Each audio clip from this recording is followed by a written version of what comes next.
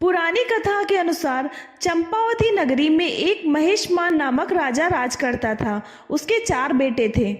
चारों बेटों में सबसे बड़ा बेटा लुम्भक महापापी था।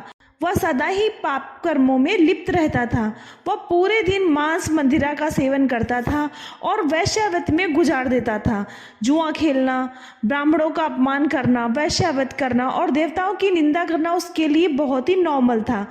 आखिरकार एक दिन महेशमान ने अपने पुत्र के दुर्व्यवहार से तंग आकर उसे राज्य से बाहर निकाल दिया। राजा के डर के कारण उसका कोई भी मित्र या उससे प्यार करने वाला उसे बचा नहीं पाया। वह जंगल में अपना जीवन व्यतीत करने लगा। नगर से बाहर निकाले जाने पर भी लुम्भक के स्वभाव में कोई भी परिवर्तन नहीं आया। उसने रात्रि के समय नगर में चोरी करना शुरू कर दिया। कई बार रात में लोगों ने उसे चोरी करते हुए पकड़ा, लेकिन राजा के डर के कारण उसे कोई कुछ न कहता।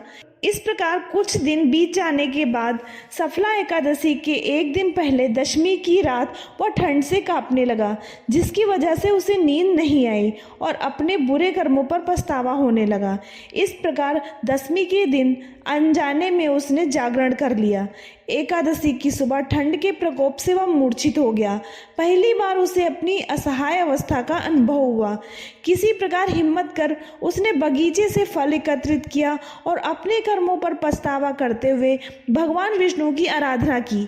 अनजाने में लुम्भक का सफला एकादशी का व्रत संपन्न हो गया और उसे पापों से मुक्ति मिल गई। अगर किन्हीं कारणों से आप सफला एकादशी का व्रत नहीं रख पा रहे हैं तो परेशान होने की आपको कोई ज़रूरत नहीं है। शास्त्रों में इसका उपाय भी बताया गया है। शास्त्रों के अनुसार सफला एकादशी व्रत रखने में असक्षम लोग सच्चे मन से भगवान विष्णु की पूजा करते हुए व्रत कथा को पढ़ें और सादा भोजन का सेवन करें। साथ ही इस दिन चावल का सेवन बिल्कुल ना करें। इस तरह से लोग व्रत न रख कर भी व्रत का पुण्य प्राप्त कर सकते हैं। धन्यवाद।